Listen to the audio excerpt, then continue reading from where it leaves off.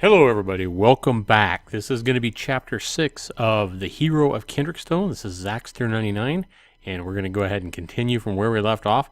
Now, if you've been following this and listened to chapter 4 and 5, you'll see that I have made choices, I guess, that have made me a complete failure on 2 missions in a row. Failed missions and completely feeling like a loser. Not a hero of Kendrickstone. So hopefully we'll be able to redeem ourselves at some point. This will be Chapter 6, The Legacy of the Flowering Court. We'll have that right after this.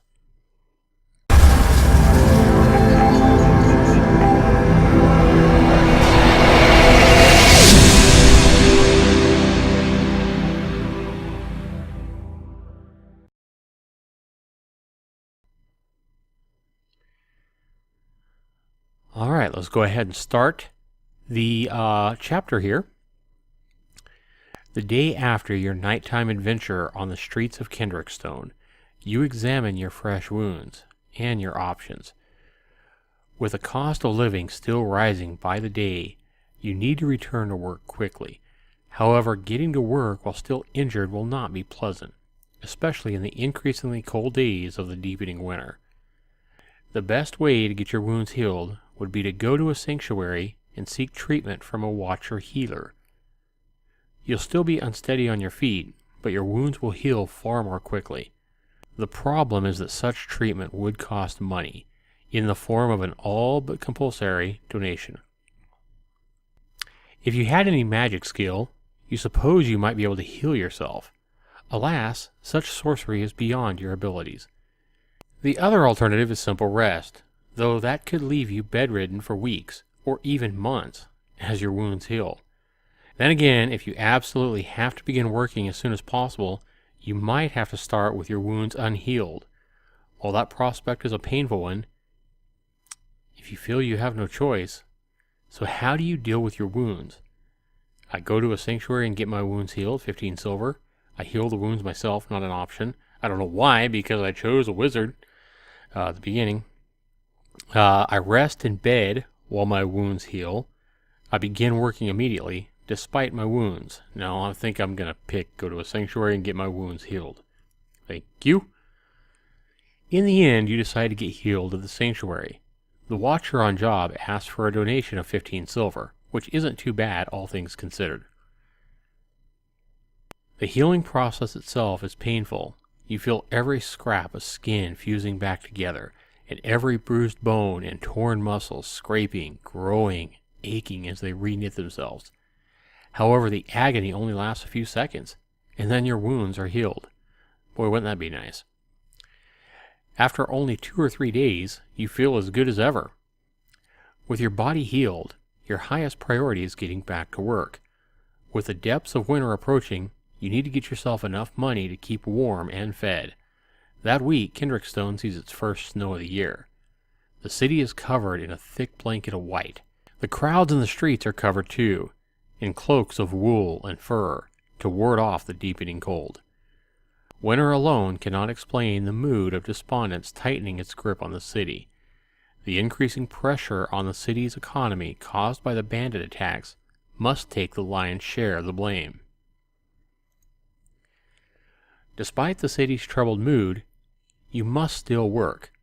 With the price of rent and food still increasing by the day, you need the silver to keep yourself fed and housed. For now, at least, there are still jobs to be found, even in the dead of winter. Although wages have slipped far behind cost of living, you don't really have much of a choice. With food and board so outrageously expensive, you must make money where you can. Where do you seek your pay? Chopping and delivering firewood to the city's houses? Offering my services as an in-house poet to the wealthy? Or working as a private investigator? Well, I guess we'll choose the option that we haven't chose yet, since we've already been a poet and we've already been a private investigator. Private investigator didn't work out too well in the last chapter, so we'll go ahead and chop some wood. As the winter cold grips the city, the need to keep warm becomes not only a matter of comfort, but life. Every winter, laborers are hired to chop down the trees growing outside the city walls and cut them up to feed the hearths and stoves of the city's residents. This year, you are among them. With a fear of bandits omnipresent, your work gang is not allowed to stray far, remaining within bow shot at all times. Still, there is plenty of wood to be found. Chopping wood isn't something you're particularly good at. Not at first. Eventually, your muscles grow stronger under the strain, and your body becomes tougher thanks to hard work in the often freezing snow. As the winter progresses, it becomes clear that the bandit attacks are not going away. They are, in fact, getting worse. The victims are no longer just isolated travelers and small traders now. Entire merchant caravans are getting massacred on the roads to and from the city. The tale is the same every time the site of a new raid is found. The guards riddled with arrows, the others cut down. There are never any survivors. The effect on the city is nothing short of devastating. Winter is already a lean time for many, but with trade all but cut off, the city's economy is hit hard. Shops close, and many leave the city, braving the snows and the bandits. Worst of all, your work soon begins to dry up. By the end of the winter, nobody is hiring anyone, not even you. Nobody has the money. However, that doesn't mean you have to pay for food and rent. Considering how little money you actually have, that is an increasingly worrying thought. Will you try to live as comfortably as you can, or will you try and save through thrift?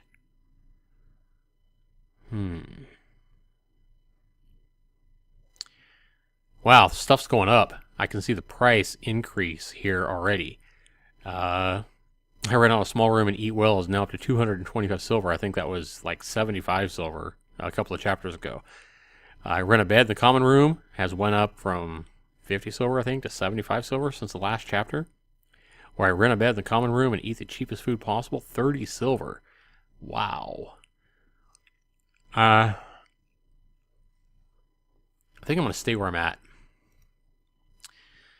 You have enough money for a bed in the Blazing Sword's common room. Considering how high the rent has risen, it's a blessing that fewer and fewer people in Kendrickstone have. Despite the noise, the lack of privacy, and the snores of your fellow renters, the inn's thick walls at least keep you warm and safe from the winter's bite. Your paltry meals are a blessing many others go without as well. Food has become so expensive that neither you nor the inn can afford more than a heel of peasant bread and a tankard of watered-down ale. But at least you never go to bed hungry. It is hardly luxury, but it keeps you warm and fed through the winter. Despite rising prices, you can still afford the cost. Others are not so lucky. Within 2 months, the common room's beds are 3/4 empty, vacated by men and women unable to keep up with the rent. You are one of the few left. Only in the twilight hours of the evening does Kendrickstone still retain some semblance of life. A city on the verge of collapse is a city animated by a spirit of desperation. Something, anything to take the minds off Kendrickstone's increasingly dire straits. These hours are also your only free ones. How will you spend them? Well, again, I don't have any options here because I don't have any damn money. And my only option here that it gives me is looking for a woman, I guess. So we'll check that out. Maybe we'll get lucky, huh? Kendrickstone's alehouses and taverns are dying. One by one, over the winter months, their doors close for lack of customers, and the light, song, and laughter that spilled from their bright windows is silenced forever. Every week, the number of drinking establishments still open dwindles. Thankfully, the Blazing Sword remains one of them. For now. Alas, you have no luck. More often than not, you find yourself tripping over your tongue or saying the wrong word at the wrong time. This isn't helped by the fact that as far as anyone is concerned, you're nobody of real importance. Boy, this is deja vu. I've read this like a couple times before. Boy, I'm just pathetic at everything, huh? As a result, your nighttime efforts are very rarely successful. If only you had a dashing figure, or a way with words, or a name worth remembering. Oh well. As the winter continues, prices continue to rise. Food, clothes, even protection. Apparently, the price for a writ of protection from William of Halliford has doubled to 100 silver. Considering what happened last time, is this a price you're still unwilling to pay? I don't even have an option. Again, last time I couldn't afford it, this time I can't afford it. I'm not unwilling, I'm unable, I don't have the money. Exactly. Unfortunately, you still don't have the money to pay for your protection. With first-hand experience of what William of Halliford is willing to order done to those unable to pay for protection, you can't help but walk the streets in a state of fear. Every alley becomes a potential ambush site, and every passerby a possible cat purse. But William of Halliford doesn't attack your coin pouch on your body. You aren't really sure where the rumor started, but you know damn well they could have only spread so quickly through William of Halliford's agents. Overnight, it seems everyone in the city is talking about you, and not in a good way. Alehouse gossip has you accepting bribes from bandits outside the walls, aiding corrupt officials and getting away with murder. Some name you a wanted child killer on the run from some foreign law, or a noble disowned for some truly awful act of depravity. Whatever the rumors are, they quickly erode your credibility and standing until people begin to make a conscious effort to ignore your existence. Your reputation, built up through months of hard work, is gone. Boy, this sounds pretty grim, huh? One morning, you awaken to find Frida and her family piling up crates, sacks, and barrels in the common room. A closer look shows the crates are filled with the contents of the bar, and the sacks hold what appear to be clothes and personal possessions. "Oh, Alexander, you're awake," Frida says as she starts toward you, a bundle of linen still tied under her arm. "I need you to pack up your things," she says in a straightforward way of hers. "We need you to be out by noon." You stare back in shock. "Out by noon," you echo. Frida looks away for a moment before meeting your gaze and nodding. "Yes, by noon." She gives you a sympathetic look. "I'm sorry, but we're not staying here any longer. We're closing the inn and leaving the city." Wow. Okay. Where are you headed? Why are you leaving? We already know why she's leaving. Aren't you worried about the bandits on the road? Couldn't you have told me a bit earlier? All right, I'll go pack my things. I'm going to say, aren't you worried about the bandits on the road? She's going to say something about, well, we're going to take our chances. "Of course I'm bloody worried," Frida replies. "Of course I'm bloody worried," Frida replies. "What are my other choices, though? Stay here and wait for the money to dry up? Then what? Lose the inn? Live on the street? Go hungry? Let the little ones go hungry?" She shakes her head with a sudden and absolute vehemence. "No, anything but that." "At least we can fight bandits," the innkeeper adds. "I still know one end of a crossbow from the other." She jerks up a thumb at her husband. "Rob still has his old mace from his soldiering days, and the little ones know better than to stick their heads out." Frida heaves a drawn-out sigh, the equivalent of throwing your hands up and saying, "What can you do?" "I'm going to say, where are you headed?" "My brother married a master carpenter in Concordat," Frida replies. "They've got a big house, and they'll be able to put up with us for a few months. Long enough to find our feet again. As far as you know, the city of Concordat is nearly 2 weeks away by road, even in the best weather.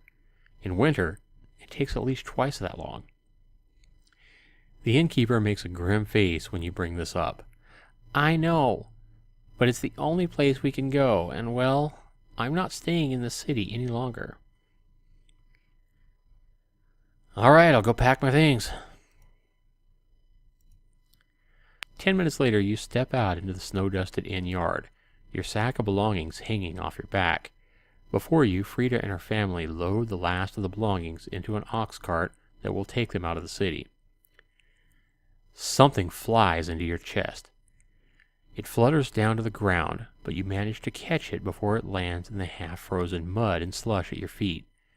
It's a folded note. The parchment is sealed, but not by a family sigil. It is sealed by some kind of strange symbol of a type you've never seen before. You tear open the letter. The message inside is written in heavy, somewhat clumsy strokes. Alexander, I am told you are an adventurer of some skill. I require your abilities for a certain assignment. You will be well compensated. Ison, Court Wizard to Leofric II, Duke of Kendrickstone. The Court Wizard? What could he want with you? The Wizard's Tower stands at the confluence of the blue and silver branches of the river Colmere. It looms over the entire city, a vast edifice of stone and sorcerous energy scraping the winter sky. The only entrance is a vast, gently sloping stone ramp, wide enough for ox carts to travel two abreast. That leads to a tall, narrow door. You walk up the path, which is strangely warm to the touch and clear of snow, taking nearly 15 minutes to reach the door. The gray expanse of the great market is far behind you. The rocks and the frozen waters of the Colmere are below, and the tower door looms before you. You step through the dark entranceway. As you progress, a faint blue glow lights up the thick darkness of the passage, gradually growing brighter until it flares into radiance, bright as day, as you step into the massive drum-like chamber. In the very center of the immense room sits a raised platform, wide enough to fit perhaps 6 or 7 people. Step into the center, if you please, booms a voice from above you, in an accent you've never heard before. You immediately step onto the center platform. A moment after you step on, the floor trembles, and the platform begins to gently rise from the ground, taking you with it, high into the air. Wow. You have never met the Court Wizard of Kendrickstone before. In fact, you haven't even seen him during your 9 months living in Kendrickstone. All you have heard are the rumors. Some say he was once a mighty general who led an army under the Corlandine Mansa, expelled after a court rivalry cost him both his position and the use of his legs. Others say it was a failed co-op that sent him into exile. Still, more say it was a magical experiment gone horribly wrong. Whatever the cause, his reputation was certainly great enough for the Duke Leofric to invite him to become the court wizard over a year ago. The platform continues to rise through a circular hole in the chamber ceiling into the top part of the tower, suspended over the base by some sort of powerful enchantment. When the platform stops, you are in the top chambers, and before you stands the man himself, Isan of Corlandis. Wow. He is haggard, overtired, and sleepless. That is the first thing you notice. You doubt he has seen a bed in at least 2 days. That, however, does not stop him from carrying himself with pride. Head tilted just so, shoulders back, back straight, the very image of a Corlandine highborn. Even the complex contraption of brass and enchanted mud brick that has replaced his 2 human legs with 4 spider-hinged ones cannot rob him of his grace. "You are Alexander, are you not?" he adds. You nod. "Good. Follow me." Master Ison's laboratory is not a small room. Had it been empty, you could imagine a dozen or so people sitting comfortably within. However, on this morning, it's emphatically not empty. The room is a maze. Stacks of books, piles of notes, and strange instruments clutter the floor, leaving only a few twisting passages where the stone floor is still visible. The court wizard picks his way gingerly across the vast but carefully stacked mess. You follow him as best you can, trying not to tip over any of the precariously arranged piles of papers. Ison stops as he reaches a large stone table in the corner. Its top is dominated by an enormous apparatus of brass, steel, and black glassy stone. Both the desktop and the great machine glow with runes of blue and red. A series of lenses sit nestled at the device's brass arms, lined up with a vast complex pattern of circles carved into the polished stone's tabletop. Tell me, boy, the wizard asked, what do you know of the flowering court? You shake your head. Nothing really, you reply. I was never taught about them, except that they were the people who lived on this land centuries ago, before they disappeared. Ison shakes his head. A pity. So you are not aware that their abilities in the sciences of magic were far beyond ours, and this magic was what powered their empire. You shake your head. No, I had no idea. The wizard grimaces. Well, you do now, and hopefully that knowledge will help you understand why the task I'm about to set you is so important. What task is that, you reply. You still don't know what the wizard wants you for. Instead of replying, the wizard asks you another question. What do you know about my predecessor as court wizard? You admit that you know almost nothing at all about him, seeing as how Ison's predecessor left well before you arrived in Kendrickstone. Since your arrival, you haven't heard anyone in the city bring the previous court wizard up either. There is a reason for that silence, Ison replies. My predecessor was run out of the city by the Knights of Kendrickstone and an angry mob. So what do I say to that? That's horrible? Why would they do that? There had to be a good reason if the Knights were behind it. I'm going to say, why would they do that? See if I can get some more information. Because he deserved it, Ison replies, before correcting himself. No, he deserved worse. The wizard takes a breath to calm himself, before continuing. For what I know, my predecessor was obsessed with his research, to the exclusion of all other things, including morality.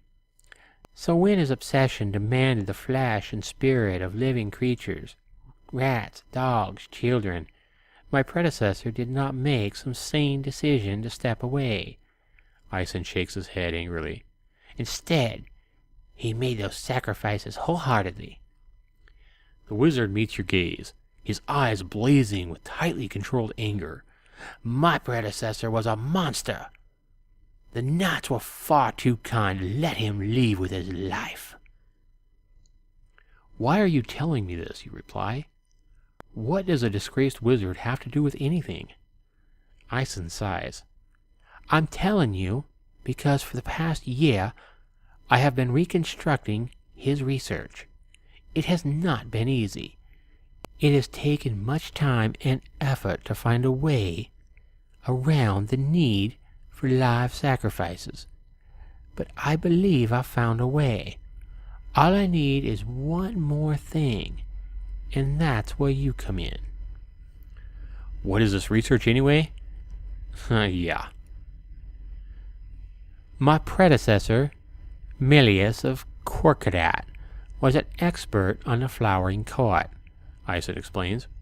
As far as I can tell, Milius's research project involves reconstructing a spell the mages of the flowering court were rumored to have mastered, namely, teleportation. Teleportation? As far as you know, teleportation is impossible. Ison waves a dismissive hand at your look of incredulity. I know. Teleportation is impossible. I thought so too, until I took a look at the misbegotten bastard's notes. I think teleportation is very much feasible, and more importantly, it might be able to give us an advantage against the bandits outside the walls. How would having teleportation magic help us against the bandits, you ask? The wizard answers your question with another question. Do you know what the most important things in warfare are, boy? You shake your head. Ison smiles broadly, perhaps happy to have the chance to remind you that he was once a general, as well as a wizard. The most important thing for any military force is logistics. To be supplied well enough to move and fight. The second is reconnaissance, the ability to find the enemy. At the moment, the bandits have the advantage in both. They know the forest better, can move faster, and are not tied to a permanent base. If we are able to teleport soldiers, those advantages become ours. You nod. You can see it now. If the Knights of Kendrickstone were able to teleport at will to any location and back to safety in the city, they would be able to sweep through the entire forest in an afternoon. When the bandit hideout was found, the entire strength of the city's forces could be at its door in an instant. With such magic, even the best defended cities could fall prey to a small fighting force, constantly bleeding in and out of battle. Mere bandits would be child's play. Iceland sees comprehension dawn on your face. Now you understand, yes? What do you need me to do? The task I need you to accomplish is both very simple and very complicated, Iceland replies. That answer only raises more questions, which you're beginning to suspect is something this particular wizard does quite often. What's that supposed to mean, you ask? The wizard smiles.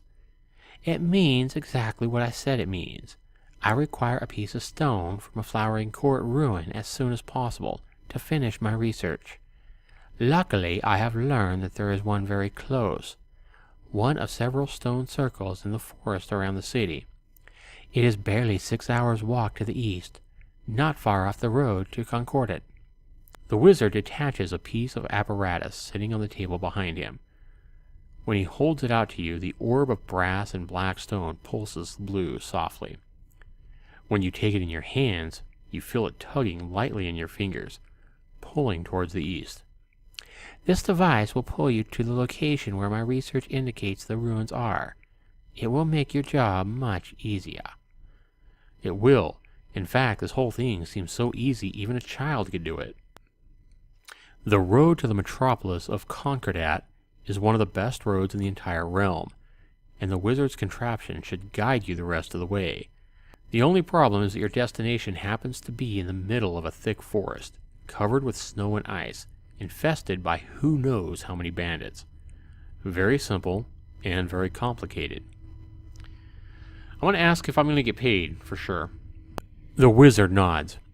Indeed, I shall find a way to reward you. Gold? There's plenty of that. One of the artifacts from my collection. Iceland pauses for a moment. If I recall correctly, your lodging has just closed its doors. Is that true? How did he know that? The blazing sword closed less than an hour ago. Do not look so shocked, boy. Did you think I did not notice when I was delivering my missive to you? Iceland waves dismissively. Anyway, you must have noticed from the rather shabby state of my quarters that I am also in need of a servant. I would be willing to offer you that place in exchange for food, board, and pay until you are able to find permanent lodgings. It's not a bad offer in the best of times. Now, with almost every possible lodging in the city closed down, it seems almost miraculous, and it certainly beats living in the streets. Either way, the wizard concludes, I will offer you a reward worth your efforts. I'll go right away. Absolutely, Mr. Isis.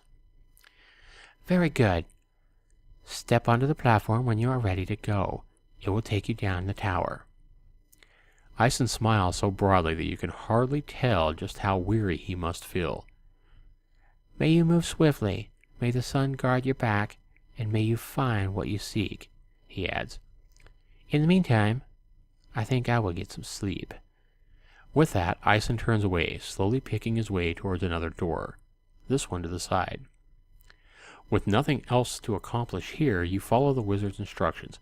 You step onto the platform. A moment later, it begins to sink, slowly at first, but then with substantial speed, until less than a minute later, you're back in the brightly lit entry chamber of the wizard's tower. Takes you another quarter of an hour to walk back down, until your feet step off the strangely warm rock of the causeway and onto the open squares of Kendrickstone's great market. In the spring, when you arrived, the great market was full of people. Rows of colorful stalls laden with goods and draped with bright awnings were crammed into the vast space, islands of commerce in the vast, thronging sea of shoppers. Now, after the long months of winter, the market is all but empty. A few counters are still open in the cold wind, but perhaps a dozen merchants are still selling their goods in the marketplace. which has seen its clientele and shops stripped away by weather and privations caused by the bandit campaign. However, there is always the possibility that one of those merchants may have something you will find useful. Will you see what the remains of the great market have to offer, or will you set out on the eastern road right away? Well, since I'm not in such a big rush, I think I will go ahead and check. I probably don't have any damn money, but it doesn't take you long to look through the stalls still open. A few persistent merchants who remain in business huddle around the center of the vast space. Their tiny cluster of canvas and wood shop fronts is surrounded by abandoned stalls and bare cobblestones, the last vestige of life in a once proud hub of commerce, a dying child wearing a giant's trousers. Despite the limited choice, a few things still catch your eye. The items are, of course, immensely expensive. But what isn't in Kendrickstone in this lean, hard month? One stall is doing brisk business, even now. This trader sells weapons, and in a time where every man, woman, and child fears for their safety when they venture outside the walls, tempered steel is in high demand. There's a sword on offer this morning. It is brand new, and it looks like it will fit well in your hand. The trader asks the ridiculous sum of 400 silver for it, but it is worth the cost if you plan on getting into fight soon. The trader also has armor for sale, and you see one suit that might just do it for you.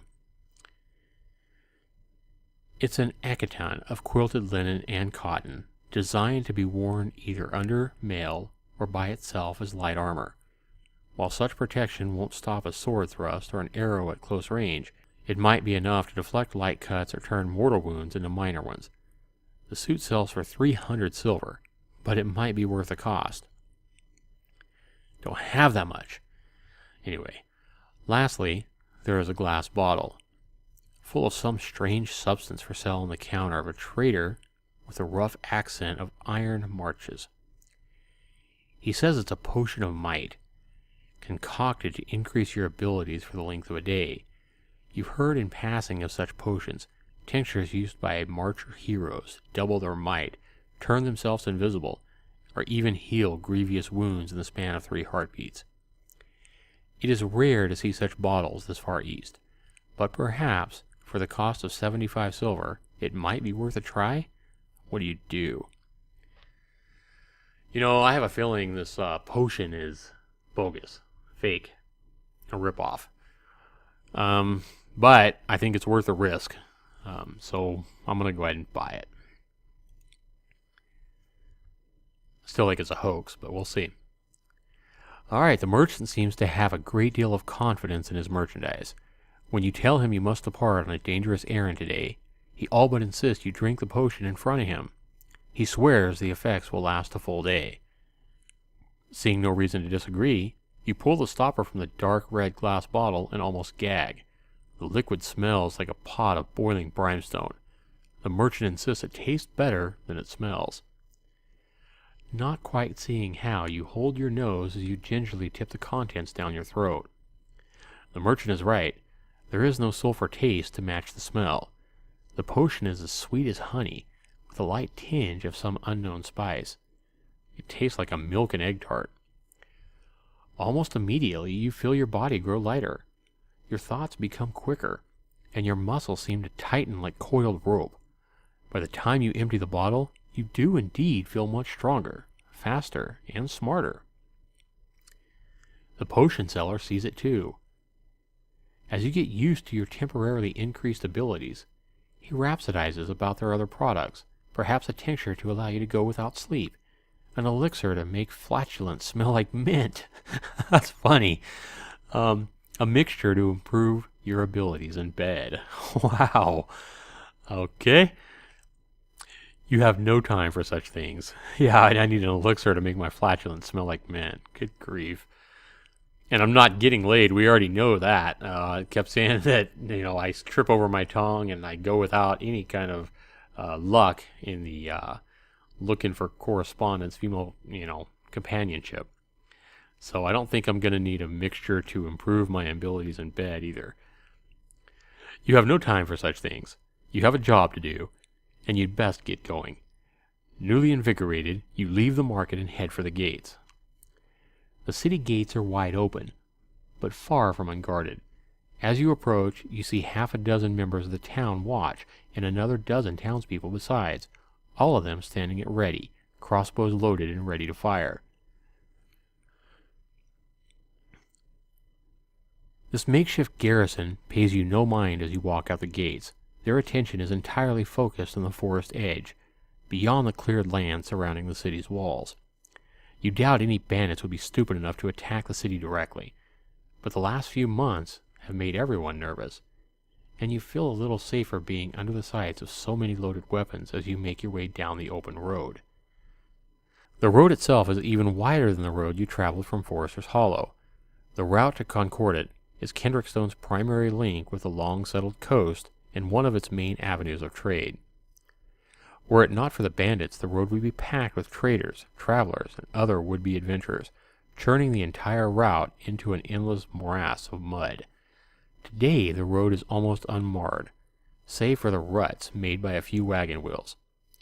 At least the bandit attacks have made the road easier for you to walk along. Within minutes, though, you are past the open fields and into the great primordial forest that surrounds Kendrickstone. It is like walking into the midst of an army of skeletons. In a month or so, the large gray birches and elms around you will burst into green, and their leaves will blot out the spring sun. For now, though, naked brown and gray branches reach up and over you. For half an hour you walk deeper into the forest, keeping to the wide road. At your belt, the magical stone the court wizard gave you continues to pull forward. A little to the side now, but forward. Then, up ahead, you hear noise.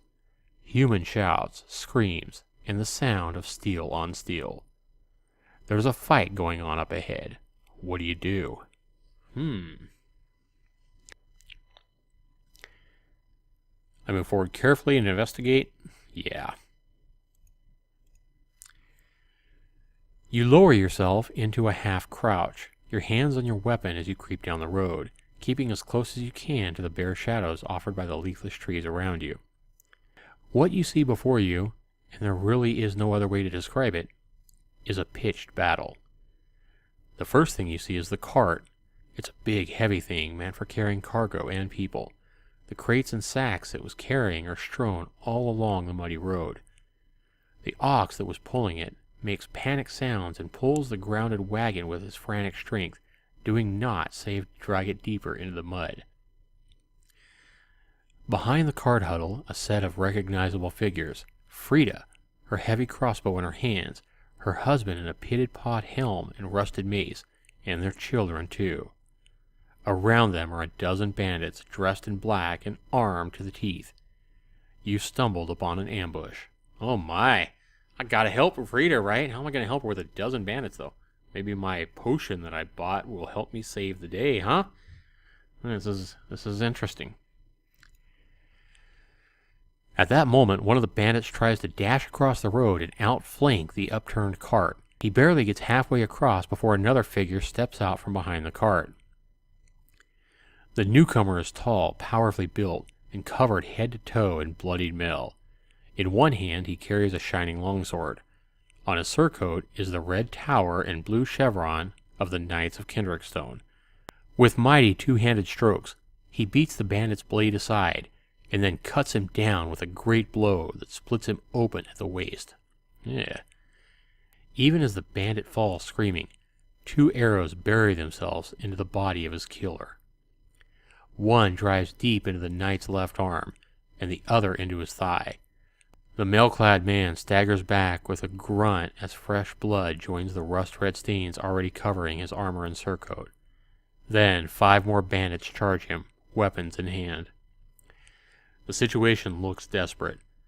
With the knight distracted by his new assailants, nothing is keeping the bandits from overwhelming the remaining victims from the other side. Your help can turn the tide, if you're willing to take the risk. I charge in to fight the defenders. Actually, I got a cunning plan to stop the bandits. This isn't my fight. I go around. No, you know what? I'm going to charge in and probably fail again. I'm getting used to failing per the last 2 chapters, but maybe we can save the day and redeem ourselves and redeem the pride that I'm losing just reading this novel the past 2 chapters, huh? So let's be a hero and cross my fingers and hope that we succeed. You step forward, reaching for your weapons. Yes, you must help, but how and who? The obvious option would be to help those pinned down behind the cart. You bet if you distracted the bandits with your sling, Frida would be covered long enough to take a shot with her crossbow. Alternatively, you could try to help the knight against his attackers. Either way, whether you help the knight or the innkeeper and her family, one fact remains the same. If you help one, the other will have to face the rest of the bandits themselves. What will you do? Wow, what a decision, huh? What a decision. Aid the knight against his attackers, help defend the cart and those hiding behind it. I'm tempted to try to help the people in the cart because there's more of them and there's kids there. Yeah, I mean, I gotta try to save Frida and her kids, right? I mean, sounds like a tough decision, but really it's not. Achievement murder? You have killed another human being? Uh-oh, I gotta read this. I got an achievement. You pull your sling from your belt and step off the road. The forest floor is strewn with stones. You quickly grab a handful, each rounded enough to fly true and heavy enough to kill a foe with a solid hit. There are 6 bandits still ahead of you, preparing to rush the unturned cart as the rest bear down on the beleaguered knight on the other side of the road. You slip the stone into the pouch of your sling and twirl the weapon over your head as you take aim. You loose your stone as the closest bandit and miss. The enemy is unharmed, but you've certainly got their attention. By the time you have your second stone loaded, all 6 run at you, weapons at the ready. You fire your second stone as quickly as you can. This one hits. One of the brigands goes down, a stone between his eyes. Another of them goes down with a piercing shriek, a crossbow bolt through her neck. Now that the bandits are focusing on you, the defenders of the cart are free to strike back. Then the bandits are upon you. You drop your sling and reach for your weapon as one foe runs at you with a rusted sword, but you are too slow. The blade cuts deep into your shoulder, leaving a painful gash. The force of the blow makes you lose your balance. Your hand catches your opponent's wrist as you fall backward, and then you are both among the slush, mud, and dead leaves of the forest floor, grappling for your lives. Somehow you manage to get your hand free. You ball your freed hand into a fist and strike your opponent in the face again and again until he finally falls limp. Yeah! I murdered one of these bastards. I feel good. It takes you just a moment to get back on your feet. What you see isn't good. Before you is a scene of carnage. 6 of the bandits lie dead, but so do those who tried to fight them. You need to get out of here quickly before they see you. Oh no. You run back down the road as fast as you can, trying desperately to ignore the pain of your wounds. You keep running until you can neither see nor hear the black-clad marauders as they pick through the remnants of the ox cart's cargo. Then, using the pull of the court wizard's magical device to orient yourself, you walk into the forest towards the source of the pull. You make sure to give the road a wide berth and try as best you can to keep the guilt of being unable to prevent the massacre on the road from your mind. It doesn't take long for the pull from the device to get stronger, taking you farther away from the road and into the depths of the woods. Before long, you are in the deep heart of the forest, with ancient trees knotted thickly around you. The fingers of the underbrush tug at your clothes as the bare limbs of the hibernating oaks and maples cast a spiderweb of shadow on a forest floor thick with dead leaves and drowned in snowmelt. The pull grows stronger still. You must be close now, but ahead you hear something that stops you in your tracks. Footsteps. Lots of them. I move in closer. I want to see who it is. I stay back and wait for the footsteps to subside. I am going to try to play it smart here, and with wounds in my shoulder already, I think I need to Be a little bit cautious.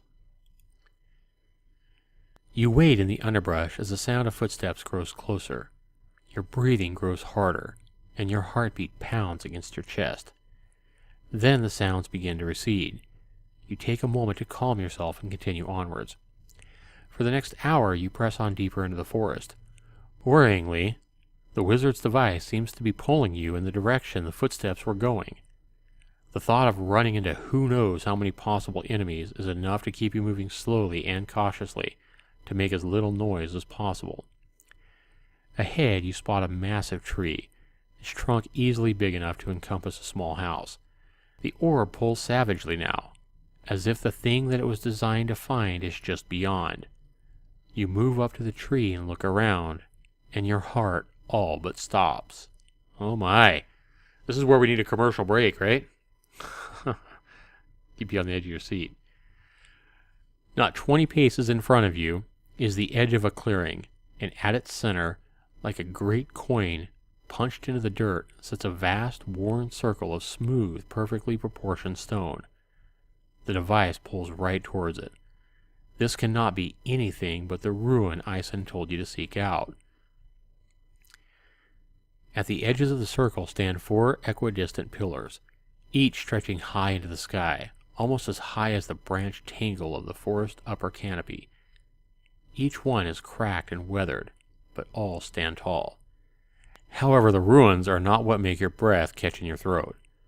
As ancient and majestic as they are no match for what is within them, a sight to make your blood run cold. For within that worn stone circle's boundary stands another circle, this one of wood and fieldstone stacked and lashed together to the height of a tall adult. Within that second circle stand row upon row of rough tents, darkened fire pits, stands of arms, and dozens of armed figures clad all in black. It seems the ruins you must find and the stronghold of the black-clad bandits are one and the same. Wow. Charging into the midst of the camp to collect the sample the court wizard needs would obviously be suicidal, but surely there should be some other way in. All you need to do, after all, is get close enough to chip off a bit of the stone. You could try employing stealth. The underbrush extends to within 10 paces of the flowering court ruin itself, though the real trick would be keeping yourself hidden long enough to find and pry away a sample. Alternatively, you could ambush one of the bandits as he or she comes out, perhaps to relieve themselves. Then you could take their clothing and simply walk in. That might work as long as you can make a convincing show of it. You must also consider that you now know the location of the bandit cap. Is it really worth taking the risk to finish this job when you have information that could save the city? Maybe it would be best if you hedged your bets and returned to Kendrickstone. So what do? I think I'm going to disguise myself as one of the bandits and go for that. That sounds like the most exciting, most logical, exciting choice. Let's put it that way. You make up your mind, but before you can move, something strange happens. The ruin in front of you begins to glow. Not the even luminescent glow that you're used to, but more of a glimmer, like you feel in the sunlight. The light grows until the forest around you is bathed in the unmistakable blue nimbus of magic. At the center of it all stands a man in a black robe, his face like the pale shadow of a skull, and his arms raised high and radiant with the nimbus of sorcery. The bandits crouch and curl up like bacon shriveling on a hot pan. They cover their faces as the light grows brighter and brighter. Soon the light is too bright for you to look at too. You avert your eyes for a moment. When you look back, the bandit camp and all within it are gone, as if swept from the smooth floor of the stone circle. Wow. With the bandit camp mysteriously gone, your task becomes a trivial one. All you have to do is walk up to the ruined stone circle and chip off a piece. You hammer at a crack in the ruin with the pommel of your knife. Silvery blue veins flare bright across the stone every time you strike it. But even with its magical properties, you need only a few moments to chip away a piece the size of your thumb. At first, you wonder how you're ever going to find your way back to Kendrickstone through the thick underbrush and tangled forest paths, but it seems the court wizard planned for that eventually. The second you pick up the piece of stone you've prized away from the ruin, the pull on the wizard's trashing orb slackens and dies, and then picks up again in the opposite direction. Even so guided, it takes you most of the rest of the day to pick your way through the forest. It's slow going, and only luck keeps you from being accosted by wild animals, or worse, more bandits, as you make your way back, following the orb's ever stronger pull. The sun is low in the sky by the time you finally escape the forest into clear ground. The road that took you into the forest in the morning is barely a few hundred paces away from where you emerge. From there, it's only a few minutes' walk back to the gates. Yeehaw! When you ascend upon the flying platform at the top of Kendrickstone's wizard tower, you find Ison waiting for you, his eyes intent, alert, and focused. Evidently, he used your jaunt into the forest as an excuse to get some sleep. "Do you have it?" he asks, his voice expectant. You reach into your belt patch and pull out the small piece of stone you retrieved earlier that day.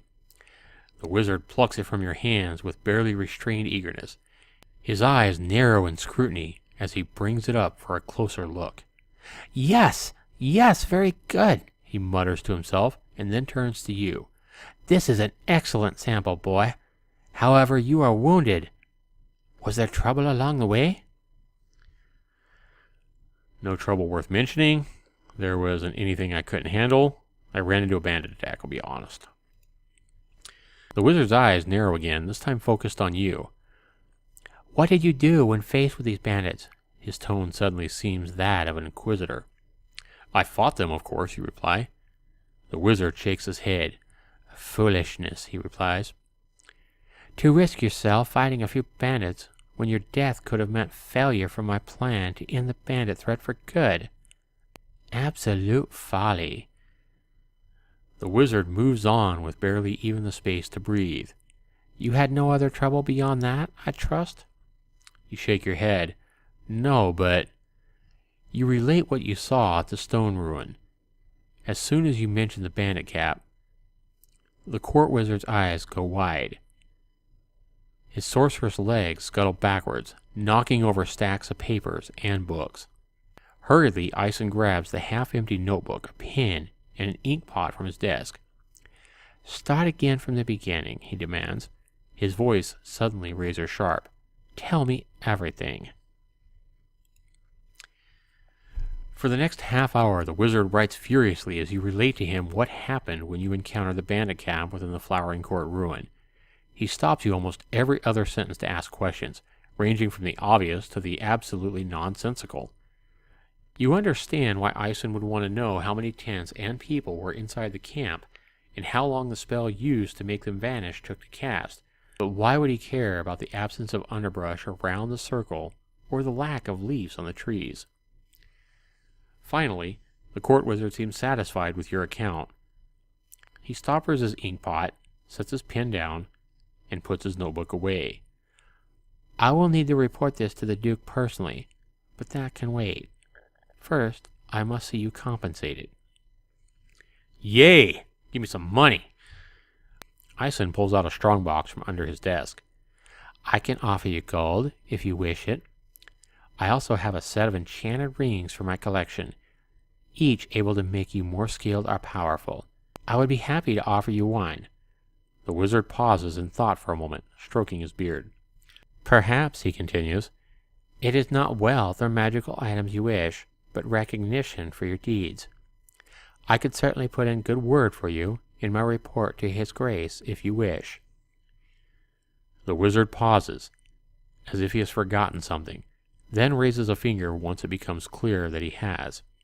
"Ah, yes, and regardless of your choice, I am more than happy to provide you with a room in the tower and a paid position as my servant, until you can find some more permanent arrangement." Wow, that was nice of him. "So now I got another choice. I'll take the gold. I'll take one of the magic rings. Recommend me to Duke Leofric in your report." Wow, what should I choose? I like these choices. They're tough. They really are tough. I'm going to take one of the magic rings, I guess, so that I can be... The ring makes me...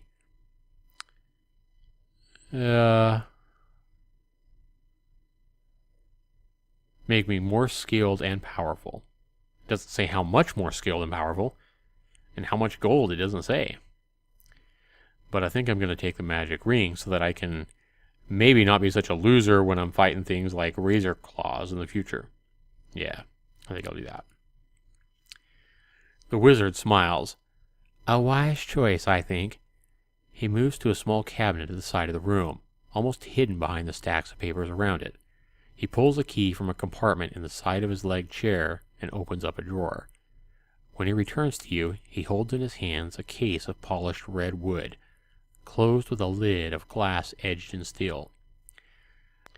Ison undoes the latch and opens the box. Sitting inside, you see 4 rings sitting on a bed of black velvet. These are the rings of which I spoke, Ison explains. They should fit you well enough. He points to one of the rings. This one is the ring of the warrior. The others are, he points to the rest in turn, the ring of the scholar, the ring of the hunter, and the ring of the envoy. You may take one. Which one will you take? Well, I think I will take the ring of the hunter. You pick up the ring of the hunter from the case and slip it onto your finger. It might just be you, but you can feel a change in your surroundings almost immediately. Or is it just the way you perceive them? Your hearing sharpens, your eyesight refocuses more clearly than ever, and when you look over the court wizard's laboratory, useful hiding places seem to pop out everywhere. I can see from the expression that the ring is working as intended, Ison observes. A useful trinket, yes? The wizard lets you savor the reward for only a few short moments before speaking again. Now, as for the other matter, do you wish to take up residence in this tower? Yes, I would absolutely like to live with you, my fair wizard. The court wizard nods. Very good, then. Let me show you the kitchens and the rooms in which you will be staying. A few minutes later, after a meal of rice and a few chunks of mutton stewed in some strange, spicy sauce, you find yourself unpacking your belongings in your new room. The quarters the court wizard has given you are hardly luxurious by any means, but it does have all the conveniences: a bed, a desk, a chair, and a chamber pot. It also has a fantastic view of the city below, still shining in the torchlight and heart fires of the early evening. You unpack quickly, as there isn't much for you to unload. Then you tumble into bed exhausted, as the sun finally slips under the horizon. It's been a long day, and with the dying city below you entering what looks to be a barren spring, the days will soon become longer yet. Alright, so we have got the Ring of the Hunter. We actually succeeded once in doing one of these missions successfully. We made somebody proud of us, and we actually rewarded well. And we've got a place to stay now, after the innkeeper Frida had to kick us out to go get her and her family massacred by bandits. That was kind of sad. The story here is definitely getting intense and getting pretty dramatic, so I'm liking it. Hopefully you guys are enjoying the story as well. Be sure you comment below. Be sure you rate this video if you like it. I would certainly appreciate that. And if you want to make sure you get notification of all my future videos, be sure you click the link to subscribe to me. That way you get all those future notifications. This has been Zaxter99, and we'll see you for part 7 in a video coming real soon. Thanks again and have a good day.